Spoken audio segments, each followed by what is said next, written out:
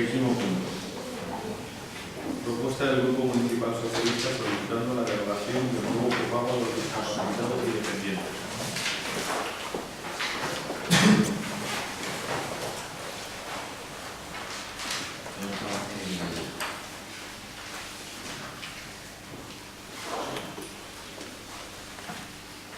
El dia 8 de gener va haver un posament del decret 113/2013 de 2 d'agost del Consell de l'Administració en qual estableix el règim i les quantitats d'esforç públics a reserva en l'àmbit dels serveis socials.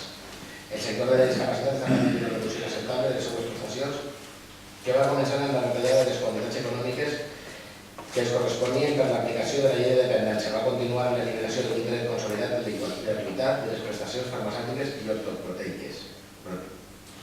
L'anomenat copagament farmacèutic que va ser imposat des de febrer de 2013 els menors de 18 anys amb un grau de minusvalia igual o superior als menors classificats, els de 18 anys amb un grau de minusvalença igual o superior al 65%. En la canció dels copagaments mèdics en medicaments aprovats pel govern de Mariano Rajoy en 2012.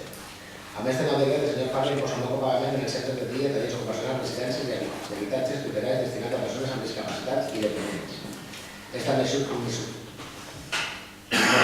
disposa que l'aportació dels usuaris i usuaris del centre podrà ser fins al 40% de la pensió, quan mitjana podria ser com a màxim del 75%. A més, el copagament es realitzarà de 14 mensualitats, és a dir, 2 més que el 2013, quan les persones no fan un ús superior a les 12 mensualitats. I finalment, els centres seran els responsables i recaptadors d'aquest cobrament. A més, assistim al continu i compliment dels pagaments a les entitats que gestionen els centres dels professionals del sector, que l'han posat a l'hora de la fallida. A esta mala gestió i falta de voluntat política per resoldre els problemes de finançament sumem l'aprovació d'aquestes mesures que són excloents i brutals. El tractament de les persones amb discapacitat, moltes de xiquets i xiquetes ja no es decideixen per criteri mèdic, sinó per la capacitat econòmica de les famílies. I ara, a més de no querer del copagament, moltes famílies no poden assumir l'elevat cost de les places en centres de residències, així només s'agreujaran les situacions de desigualtat, les conseqüències podran ser irreversibles. Per primera vegada del 31 any, les persones amb discapacitat van marxar enrere, especialment en la nostra comunitat. Davant d'aquest injust retrocés, no cap altra cosa que reclamar al govern valencià la restitució de tots els drets assolits. Reivindiquem, per tant, el nostre sistema de benestar, ja que este,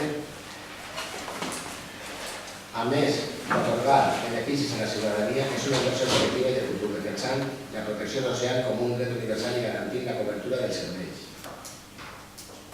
El PSPB ha presentat diverses iniciatives a les Corts Valencianes dirigides a la protecció dels drets consolidats de les persones amb discapacitat, greument perjudicats per les últimes normes aprovades pel PP. Entre d'altres, i a més d'objectiu, es va presentar una proposició de llei sotmesa a debat al maig de 2013 i els diputats del Partit Popular van votar en contra i pedir que prosperarà. El Comitè de Representants de Persones amb Discapacitat de la Comunitat Valenciana, plataforma que representa el 95% dels nens de 46.000 discapacitats de la comunitat, denuncia que el nou copagament genera un empobriment de les persones amb discapacitat i va frontalment en contra dels drets humans i de la promoció de l'autonomia personal. És més, s'està posant en perill la dignitat de les persones ateses, el lloc de treball i la supervivència de molts centres de sostenibilitat del sistema de serveis socials, en el qual les famílies ja participaven, però en quantitats assumibles aproximadament en un 30% del cost del servei.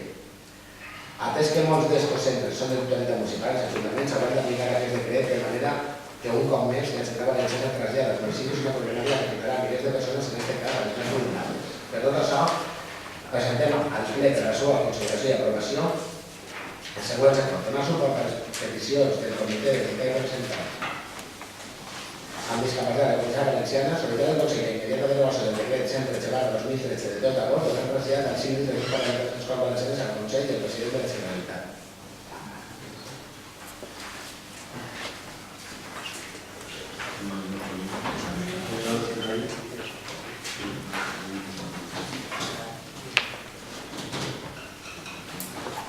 Pues nada, porque el Estado lo dice todo y no tenemos nada más que decir, apoyarlo y es la